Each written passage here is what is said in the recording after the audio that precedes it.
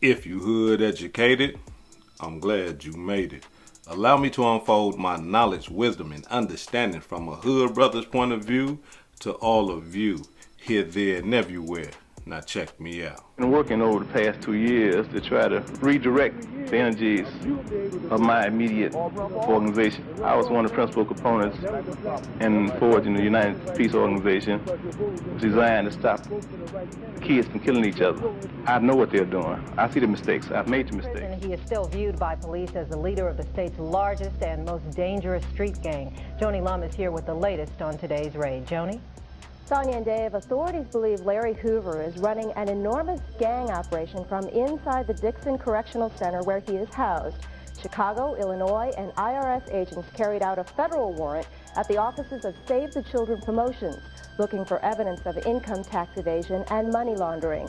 The 44-year-old acknowledged leader of the Black Gangster Disciples has been in prison since 1973 for a drug-related murder. At several parole hearings, he's claimed he's a changed man who is no longer violent.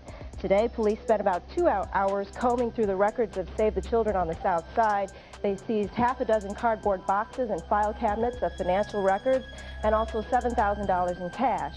Police say the charity organization has legitimate operations, but they also believe it is a front for an effort to get Hoover out of jail. Police believe that Hoover has been running drug trafficking in the city of Chicago from his jail cell, and that potential tax law violations may be a way to dismantle the gang. Police also went to the home of Hoover's wife, Wendy Jenkins, where they also just took some records. And they haven't said yet exactly what they found in those records, or? They found records with some amounts, but they did not find any drugs, and they haven't had any charges yet. Anytime you do a sensitive time, amount of time, it can have two effects. It can harden you, or it can make you think. And I thought. What have you thought? What are the thoughts like on a day-to-day basis? Incarceration. Well, basically, you think about preparing yourself for the future and preparing yourself for one day when you will return to the streets. You're prepared? Yes, I'm prepared. I've got employment. I want to do something for the community. I see these kids coming in here every day with 10, 20, 30, 40 years. Their life wasted just like I wasted mine. Ideology, street gangs. One teenager don't like the other teenagers because the way he wears his hat. Because his ideology is different from his. A disciple don't like a vice lord. In 1969, we combined forces and we established 2 kings and 2 princes. I was very instrumental in the disciples and the gangsters coming together. When I went to jail in 1968 for failure to register a gun and unlawful use of a weapon, I met David Boxdale while I was in the House of Correction. We was at odds when we first met. After a while, he began to love me and I began to love him as my brother. When I came out of jail in '69, Hoover was the ambassador of the Stones. We had a nation meeting of the gangsters, and I said I wasn't gonna be no Stone. That night, Hoover called Jeff Ford and told him that he could no longer be a Stone or ambassador of the Stones. Wait a minute. Who called who now? Say that again? Hoover called Jeff Ford. Right. And told him that he could no longer be affiliated with the Stones. And I believe he did that out of his love for me. The next day, Jeff came to 680 Green and wanted to try to straighten it out. We wouldn't hear of it. So he left with a little anger. About 6 months later, 6 or 7 months later, with me talking to Larry and me also keeping in contact with David, I had a chance to bring them together. And we sat and we decided that it would be an equal partnership. That's how it got to be 2 kings and 2 princes. Name the 2 kings and name the 2 princes. David Boxdale and Larry Hoover combined makes up the king of the Black Gangster Disciples. Tennessee and a brother named Old Timer was their prince, their second in charge. ATF recovered this manual as a jailhouse, almost a Bible for the street gang. Growth and development, it's GD, it's the same thing. This is just a bound version to cover up what these guys are putting together in jail, organized crime. And that's what they want to do. They want to create a front, and they want to slow down the actual violence, so we'll get off their back. Larry Hoover devised, while he was in prison, a structure that would mirror a corporate structure. He placed himself at the top as chairman of the board of directors. Immediately beneath him was the board of directors. Approximately half of those members were incarcerated, and they controlled the prison system. Half of them were unincarcerated. They controlled the Gangster Disciples operations on the street. Change. Every day you change. You can't never persuade the person. Your actions got to show whether you're changed or not. That's the only way I can answer that. My actions don't show that I've changed. My actions up to this point show that I'm trying to make a change, trying to be accepted. We begin with breaking news. President Donald Trump has commuted the federal sentence of Larry Hoover, founder of the Chicago street gang, the Gangster Disciples. Hoover has been serving multiple life sentences in a maximum security prison in Colorado for the murder of a 19-year-old neighborhood drug dealer. He is also serving a 200-year sentence in Illinois, but it's not clear if he'll be moved back to Illinois to reserve what remains of that sentence. Hoover's son, Larry Hoover Jr., posted this photo on Instagram, a White House official holding the commutation with the president's signature. Much more on this breaking news story coming up at 5 and 6 o'clock. They done let the GDs out the door. They done let the GDs out the door. Now let me quit playing. I'm not, look, I'm just, hey, calm down. Let me quit playing, because I'm gonna be getting calls from all the lords, the four corner hustlers, the untouchable unknowns, the conservatives, the travelers, the mafias. You understand what I'm saying? The insanes. You know what I'm saying? I'm gonna be getting calls from all the. Hey man, when you throwing up the race on the? Hey, calm down. Calm down. Now, for some of us, this right here is a day of rejoicing. This is a day to be happy. And for some of us, this is a day of, nah, I don't like that. This is a sad day for some people.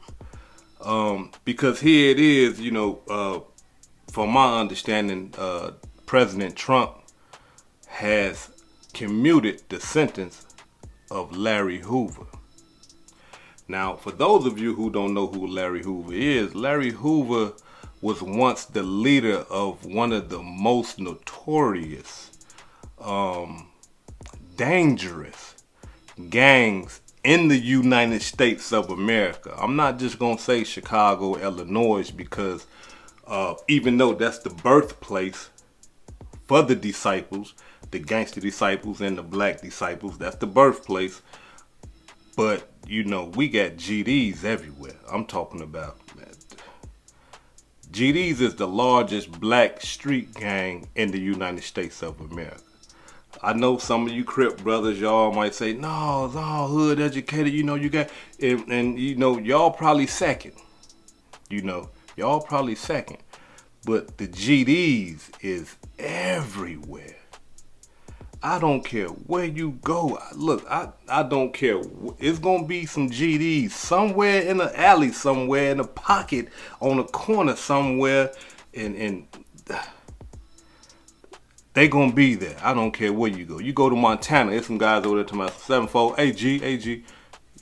Look, You go to Oregon, I'm telling you, they everywhere, right? But again, some people are happy about this. And like I said, some people are saddened and some people have issues with it because they looking at it like Trump. Out of all the people, you're going to release a gang leader? Someone who has I'm talking about, we can't even probably count on our hands and toes all the wrong things that the GDs have been accused of. And you're going to release him back into the black community? You're going to release him back into society? So a lot of people are looking at this and they're upset about it because this guy right here was once the leader of one of the most dangerous gangs in America. And for those of I'm gonna say us, right, who are happy that Larry Hoover has been released or his sentence has been commuted, it's about time. I understand, when you do something wrong, you got to pay for it. I'm all about that. The man been locked up for 100,000 years. I'm talking about, and not for a murder that he committed himself, not for a murder that he pulled a gun and shot somebody or stabbed somebody or choked somebody to death. None of that. But we all know how the law works. If you a gang leader or if you had something to do with a murder, you might as well kill the person yourself. But here it is. They done let the GDs out the door. Out of the federal door. Now, let me give y'all a little history about why he was locked up in the first place. I guess it was a guy back in 1973. Yeah, he been locked up. That 1973. That's how long this brother been locked up. There was a drug dealer in the neighborhood who go by the name of Pookie, and somebody killed him. Larry went to jail for that because Larry was the leader, and according to Chicago Police Department and homicide detectives, they said that Larry gave the directive. Now, from my understanding and what I've been told, Larry didn't never give the directive to kill this man. He gave the directive to say, hey, tell him he can't sell dope in our territory. But when dude got to, getting tough and talking, he gonna do what he want to do, the GDs took the law in their own hands and they killed him. And that's how Larry ended up catching a life sentence for that murder in 1973. While he was in prison, he's still the leader of the GDs. He's still making things move. You know what I'm saying? His word's still good. He called the phone, hey, look, check this out. Do this, that, and the other. And the GDs will do what he say. Somehow, one of the GDs, you know what? I'm not even going to say somehow. But one of the GDs that was going to go visit him was one of his, his soldiers, taking care of business for him, turned state. And so he would go to the state prison and he would have a microphone under his ID and will be talking about Gangster Disciple business and, go do this, go do that. And if these people act funny, take care of that business and this, that, and the other. And that was it. Once they found out that he was still running the organization, the federal government hit him with the RICO. And once he got convicted for the RICO, they gave Larry Hoover 6 life sentences in the feds.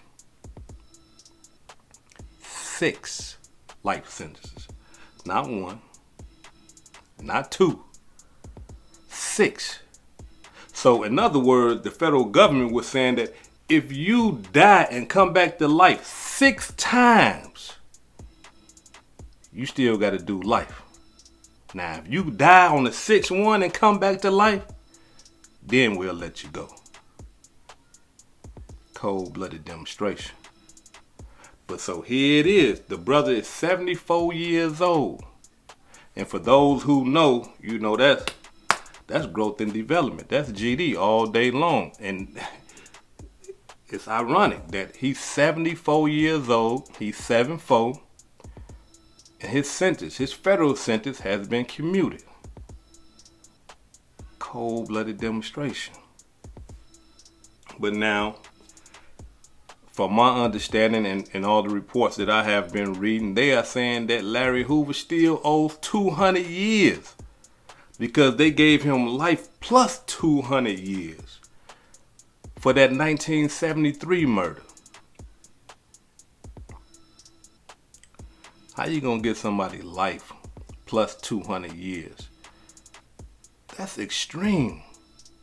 Like, why go through all that? You already said life and plus 200 years.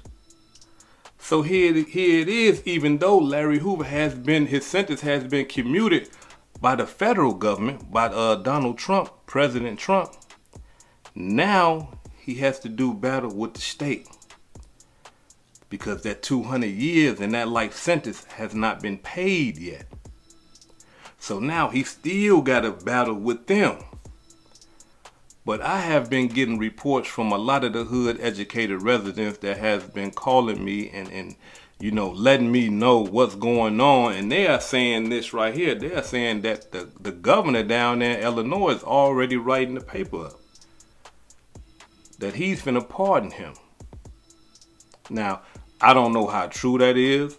I don't know how they know that, but I'm just giving you the information that was provided to me. They are saying that the governor is already... I don't want him in Chicago. And not only that, we got to think like this here.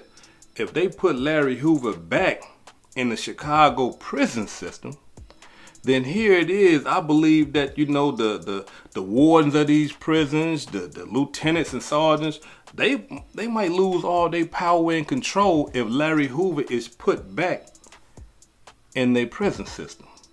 And I believe more than anything, they are spooked of that.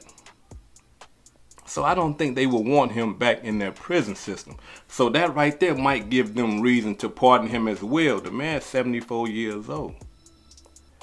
Now, another thing that they can do is this right here, because we got to understand something. When it comes to this prison thing, they can interstate transfer you like it ain't nothing.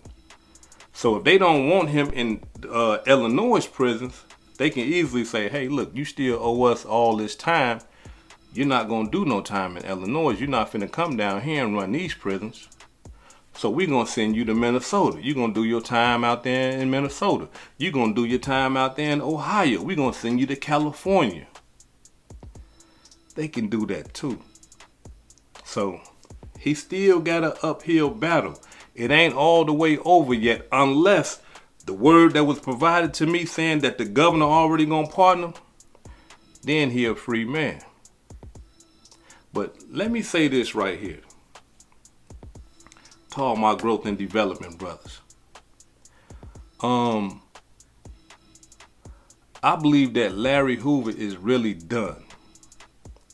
I can't see a man spending all that time in prison just to come out here in all this destruction and chaos and try to pull things back together.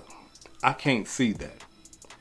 I could see the brother Jay Prince grabbing him and saying, come on, G, I got you. We ain't gonna worry about all that. That was a fine time. That was a page in the book. We done with all that. Here you go. Here go a big old house for you. Here go your cars. Here go your dogs, whatever animals you like. All your clothes you want. You want women? We got those for you too until you find you a bride. If he ain't already got one. I believe Jay Prince gonna grab him and put him in the headlock and say, hey, nah, brother. We can't lose you. We gonna keep you this time. So although a lot of my growth and development brothers, y'all might be excited and happy, you know what I'm saying, because leadership is coming home, but I think that ship done sailed. I can't see him getting out, risking his life, being that one of his own betrayed him and got him them 6 life sentences. he would be a fool to. Just being honest with y'all. He would be a fool to get out and try to organize growth and development, organize the GDs to what they used to be back in the glory days. I can't see it. Now, the government, they understood exactly what they was doing when they started locking up all the leaders. Because look at what we got now. We got straight up chaos. I'm talking about these youngsters is just running wild. And back then when we had leadership, talking about vice lords, gangster disciples, stones, black disciples and stuff like that. When we had leadership, things was a lot different. Yeah, you had violence and stuff like that. You had dope dealing and all that. But it was organized crime. What you mean, hood educated? You sound like you agreeing with this stuff. No, I'm not agreeing with it, but I'm just saying it was organized crime.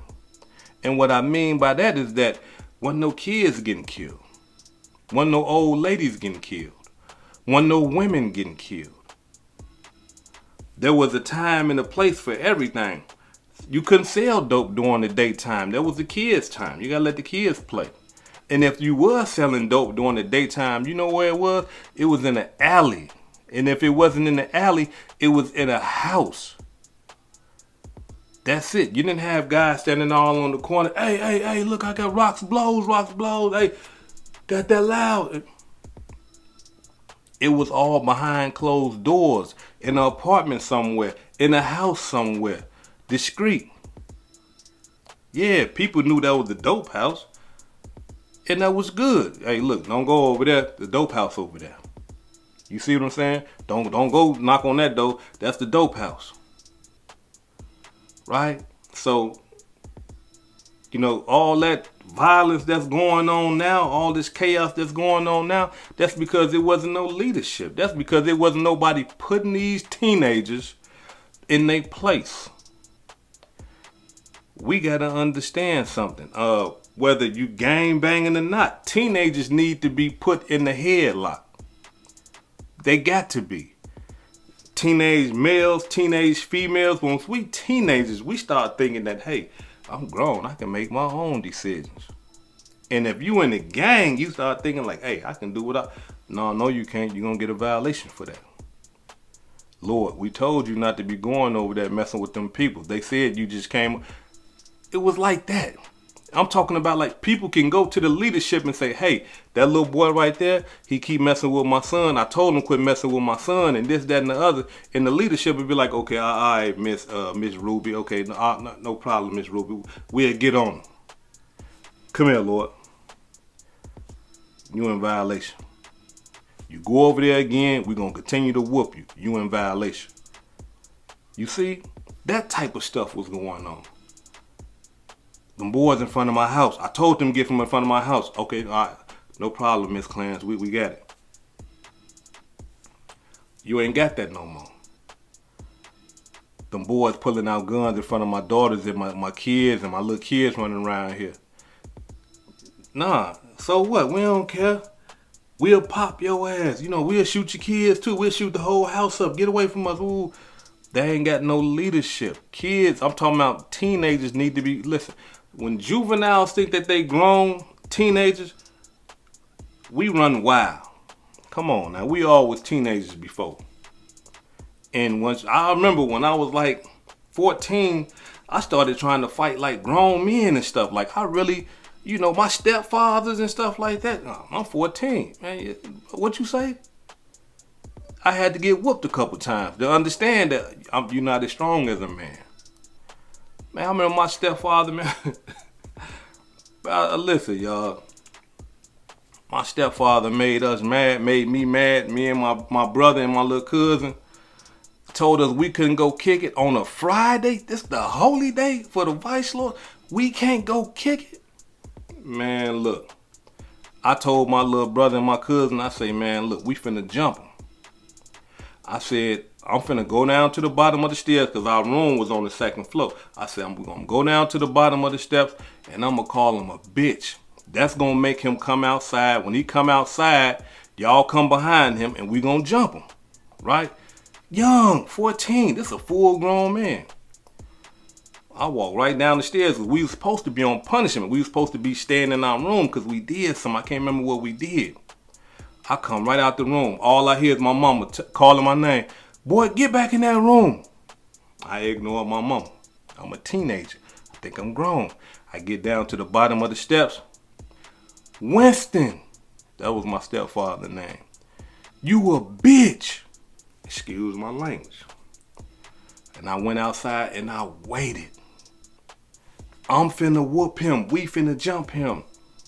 I'm knowing he coming downstairs to confront me because he didn't play that. We couldn't say certain words in the house. You know, he was trying to shape us to be young men. So I knew he was going to come outside. Man, Winston came outside. Man, Winston came outside and said, what you say, boy? I said, you heard me. You a bitch. Man, that man must have grabbed me, man. I touched everything out there on the grass. But the cold-blooded part is he didn't even punch me. And I'm glad he didn't punch me, because if he would have punched me, he probably would have killed me. But I'm punching him, and my little punches ain't hitting on nothing. Man, this man is grabbing me, just boom, grabbed me up and took me back in the house. I'm squirming and fighting, and now I'm crying and cussing him out and everything. This man picked me up and brought me back in the house, slammed me on the couch, boom. So now my mama in there. Boy, what's wrong with you? What's wrong with you? I'm crying. I'm mad now. I can't hear nothing. All I see is red. Here, bitch. I'm tired of this. Ow. I'm going off. My mama slapped the dog at... Bow! Quit cussing in my house. I ain't even feel it. You know what I told my mama after she slapped me? I said, I don't care. He's still a... Bow! That was one too many. I hit it. Hit the door. I'm gone. My little brother and my cousin come behind me. These mogs didn't even help me jump him. We probably could have got a little something. Man, they seen what he was doing to me, man. Them chumps stood there and watched. So when I ran out the crib, they run behind me. I tried to whoop both of them. They running. I'm talking to my cousin Nate. I said, man, why aren't you? Because Nate older than my little brother. I'm like, man, why y'all ain't help me, man? Nate gonna say, man, I told your brother to go first, and I was gonna go after him because that's your brother. I said, man, come on, man. So after I kept trying to fight them and chase them, they running away from me. I gave up. Now it's like 2, 3 in the morning. Where we gonna go? We ain't got nowhere to go. We gotta go home. I come to the crib. Door open. My mama sitting there on the couch. As soon as I come through the door, I'm so tired, I don't care if she beat me half to death or nothing. As soon as I come through the door, get your ass upstairs. You want punishment for a month. Don't you ever talk like that in my house. Ooh, I listened to her and all that. Woo, woo. She mugged me a few times and all that old type of stuff. And I just accepted that. And I just wanted to go. I wanted to go get in my bed and go to sleep. I was so tired. Get your ass up. You ain't said nothing but a word, Mom. I'm heading up there. Teenagers got to be put in their place. And back then when I was coming up, that's what leaders used to do. Put us in our place when we get out of bounds. Now, none of that. So before I depart, allow me to say this right here. I believe that he has done enough time. Since 1973, what's that, 51 years in prison? That's a long time. I understand a life for a life and all that, but I think that's enough, right? 51 years. I think that right there is enough. And that's if he get out, because, you know, he still got to deal with the state demonstration. That's if he get out. He still got an uphill battle. He's 74 years old. A lot of people don't even live to see 74. So I mean, if I had my way, I'd say free the man. Let him have his last few years of freedom out here in the world. See how things have changed. You know what I'm saying? Let him smell some fresh air, and that's it. You know, like I say, a lot of people are happy. A lot of people are sad, but I believe that 50 years is enough. 50, 51 years, whatever it is, I believe that that's enough. This is Hood Educated, not Lane Related. Peace and love, and y'all take care of yourself out there.